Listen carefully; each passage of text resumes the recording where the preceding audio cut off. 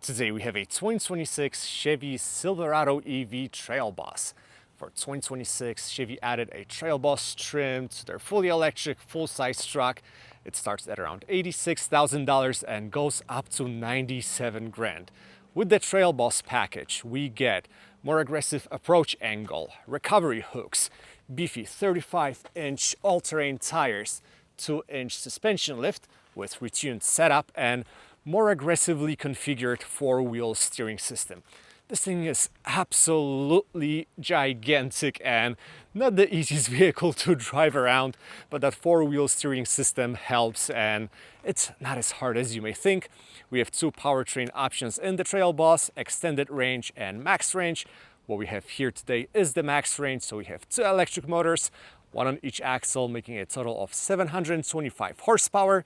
They use a 205 kilowatt hour battery pack, which gives us around 478 miles of range. Here's the CCS charging port. Obviously, if you would like, you can get an adapter and use NACS. You can get around 100 miles of range in 10 minutes if you use fast charging. Getting from 10 to 80 will take up to an hour. And obviously, you can charge it at home or at work using level 2. That will take around 8 to 10 hours. We can tow up to 12,500 pounds with the Silverado EV Trail Boss, and the maximum payload is 2,100 pounds. We can quickly pop the frunk and see what's hiding there. Pretty practical, good amount of space. We have a charging cable here, our air compressor. Looks like there are drains in here as well, so you can just hose it down if it gets dirty. We have a power outlet, 120 volt, 20 ampere, that can provide up to 2.4 kilowatts of power. To close the frunk, we press the button again, and we can see the magic happen. Let's take a quick look inside first. We're gonna talk about the bed in a minute. We can start with the seats. Typically for a GM truck, they're not the most comfortable, but also not the worst. They feel pretty firm at first, so you have to get used to them. They are heated and cooled in Trail Boss, obviously electrically controlled, and we get a 4-way power lumbar support. Door pockets are pretty practical, as you would expect from a full-size electric truck. The front windows are automatic up and down. The rear ones are not, so I think that's a miss considering the price point, $100,000. This is one of the few vehicles that I have to use the step to get inside, and I'm 6'1", not a small guy. After we close the door, the car is gonna detect the key and automatically wake up to life. This is not mind-blowing. We've seen this before in other Chevy trucks, so if you're someone who's thinking of switching from a gas or diesel-powered full-size truck to an EV, you're not gonna be shocked. There is a little bit less physical controls, but we still can adjust our temperature, fan speed, and front and rear defrosters, parking brake, manual dimmer for interior illumination, obviously trailer brake, that's also physically controlled. It would be probably impossible to do it via a screen. We have Google-based Android Automotive system, which works great, super quick to respond. It doesn't have Apple CarPlay or Android Auto, so you're out of luck if you want to use those, but we do get Google Maps as our native navigation, and we can go into Google Play Store and install some extra apps.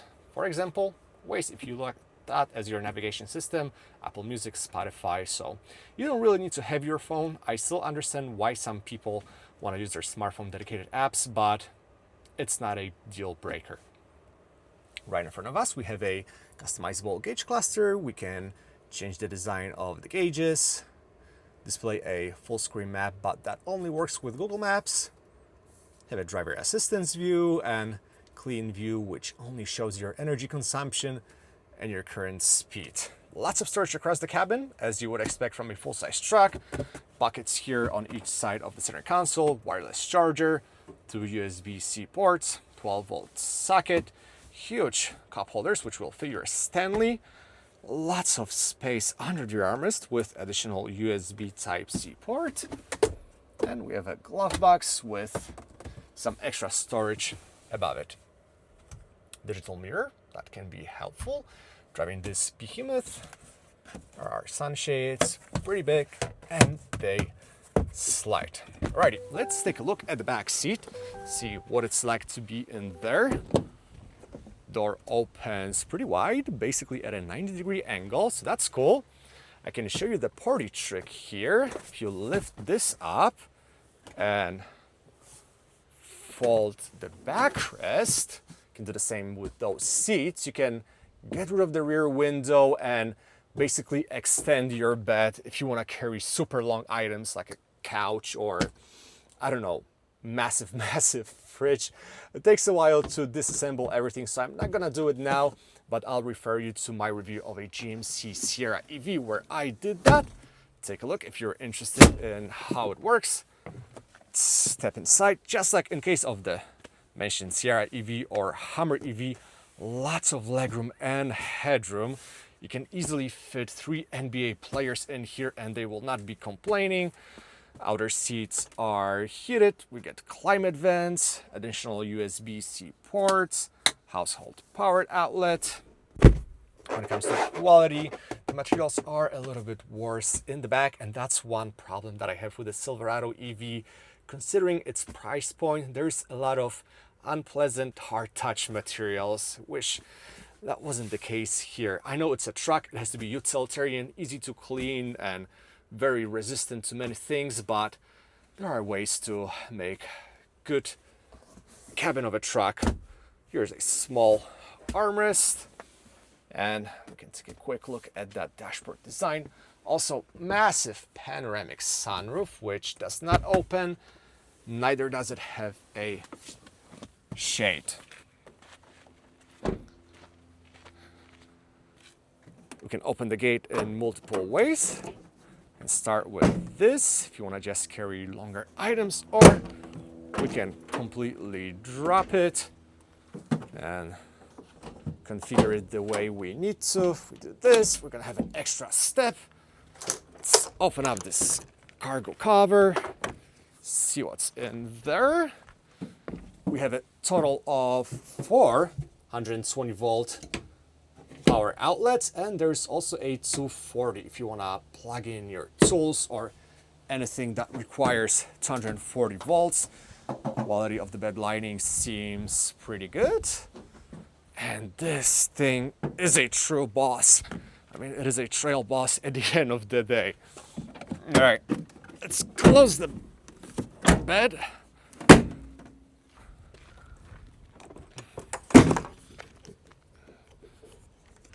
Here we go, and we can drive on this unpaved road to see how this thing does. We're gonna hit that hill first. I know on camera it doesn't look really steep, but it is. Alrighty, I'm here, stop yelling at me. We have multiple drive modes to choose from. My mode, which allows us to configure different things, off-road, tow and haul, and terrain. We can do off-road to get advantage of that 4-wheel steering system. Quick look at cameras. You can choose multiple angles and views, which will come in handy even on a daily basis because this thing is gigantic. Lots of blind spots, and exterior mirrors are flat, they're not convex, so cars that are smaller, they are basically invisible to you. Alrighty, well, I put it in reverse. What am I doing? And in off-road mode, the 4-wheel steering system is very aggressive, and this thing basically feels like a compact SUV. This is literally a piece of cake for the Silverado EV. Wow. Power safety calibration is also great. After you put it into off-road mode, one pedal drive will act like a hill assist. And off we go. I must admit the overall cabin isolation and the way suspension work is great. Any bumps, potholes, road imperfections are soaked up in a very nice manner. Obviously the fact that we have all-terrain tires help with that. As an off-roader, the suspension is tuned on a softer side and it does a decent job considering that we are working with over 9,000 pounds of weight with me on board. It is a bit scary to drive this thing, and it feels very light. I can't really describe it, but with that four-wheel steering system engaged, it feels super nimble, and you forget about its dimensions, but then you're actually, oh wow, physically this is super long and super wide, and it might get tricky.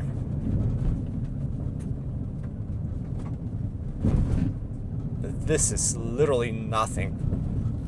Really hard to believe how well it filters everything out, and you basically feel like you're in a Rolls Royce. And with those 725 horsepower, we always have power on demand. Also using this paddle here behind the steering wheel, you can engage more region braking if you would like.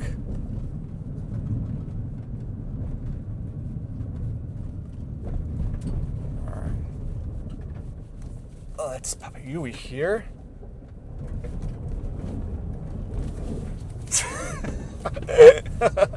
Traction stability control kicked in to slow us down, and it's super fun.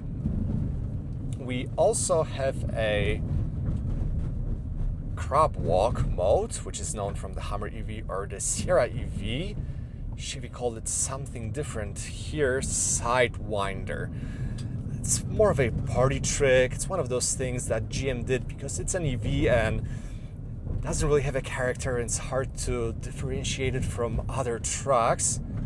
Basically, you can move diagonally, the front wheels and rear wheels will turn at the same angle, and you're gonna basically move like a crab or like a Sidewinder.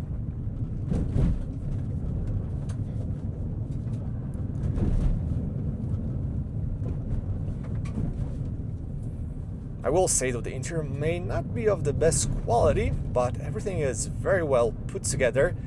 It feels solid, and driving on this unpaved road doesn't transmit any vibration inside, and nothing squeaks or rattles in here. So the build quality itself is good. I just wish the materials were a little bit better. I've never been an off-road guy, but I will say I've been recently driving more off-roaders, and I really have to get into it, especially into Baja or something like that, because it can be super fun. All right, let's get out of off-road mode, put it into normal mode. Here we go. Oh man, why didn't they just give us a physical control? Where are my modes now? Oh, there it is, drive mode. Alright, go back into normal. Yeah, the rear wheel steering is noticeably less aggressive.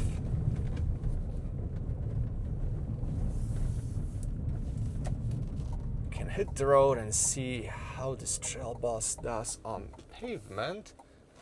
Really hard to see. You can floor it. There's some torque steer, and we always have that power on demand. At the same time, the power delivery and whole powertrain calibration are very smooth. That's one thing that GM is known for with the Ultium architecture. Really nicely delivers power, easy to drive on a daily basis. One pedal drive is nicely and smoothly calibrated. You can choose between two levels of region braking, normal and more aggressive. I usually keep it at normal because the most aggressive one seems to be a little nauseating, not even to me, but to my passengers. So I just decided to keep it in normal to still be able to recover some energy. And if you decide to disable it, the whole blending of friction brakes and region braking works very well, so you can very easily drive it. Oh boy, massive amount of body roll and lean, and you can feel those 9,000 pounds. Lots of safe understeer as well to tell you to slow down. We obviously don't have a sport mode, but I configured my mode to give me a little bit less assisted steering and more aggressive throttle response. We can launch this thing in a second using the wide open watts mode. Looks like it is enabled. Let's just slow down here. There's no launch control per se, but we can put my foot on the brake, ride all the way down. Oh. And that was 60. It takes around 4.5 seconds, which is crazy to think how fast those trucks have gotten. It doesn't feel as quick as the Hummer EV with 3 electric motors that makes close or over 1,000 horsepower, but it will shock you and it has that wow factor. All right, let's get out of this mode. If you want to daily it, it's not the best idea, but it is a livable vehicle to live with. Like I said, the rear wheel steering system really helps. The suspension is very nicely and softly tuned. There is still some vibration that gets transmitted into the cabin. That also affects the Hummer EV and the GMC Sierra EV from what I remember. We have to keep in mind that this is the first generation of their battery on frame or body on battery architecture. And it's more of a concept that they are going to expand in the future and work on to improve. But it's not terrible. I don't mind it. The dimensions are the problem, more in terms of blind spot and how high you sit. The other day I was dropping off my wife at home and she walked in front of the hood and I could see only her neck and her face, and she's 5'5", so it's also not the safest. The good thing is we can always pull out our camera system and it works at any given speed. So yes, it helps, but you know, I'd rather have an actual physical visibility. We have a Super Cruise on board, which allows us to drive hands-free on highways, county roads, and even some back roads are being mapped, so GM is actively working on it. Cabin isolation, pretty good. There is some wind noise. We do not get laminated side windows on the Silverado EV, but that huge 205 kilowatt hour battery pack acts as a form of isolation and really soaks up a lot of noises, and there is a very minimal amount of road noise. It is a little scary to throw this thing around. I immediately remember that it weighs 9,000 pounds. But obviously, it's not made for things like that.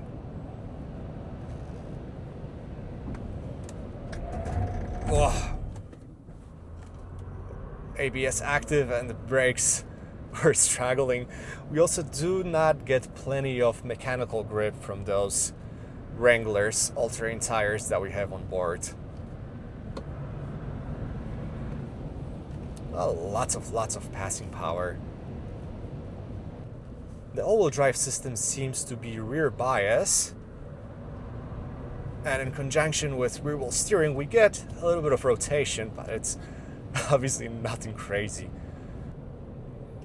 Alright, let's pull over here and sum this thing up.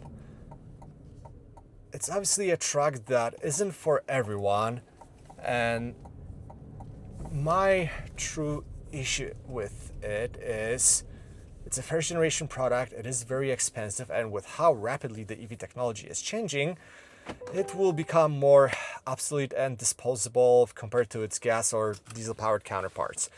Really cool party trick vehicle, has lots of gimmicks and fun stuff, and generally speaking it is okay to drive if it wasn't for the dimensions, but you have to judge yourself if you're willing to sacrifice some things and spend a good amount of money for something that will not last forever. Anyways, if you guys have any questions about this thing, drop a comment. I'll be more than happy to answer them. Thanks so much for watching, and I'll catch you all later.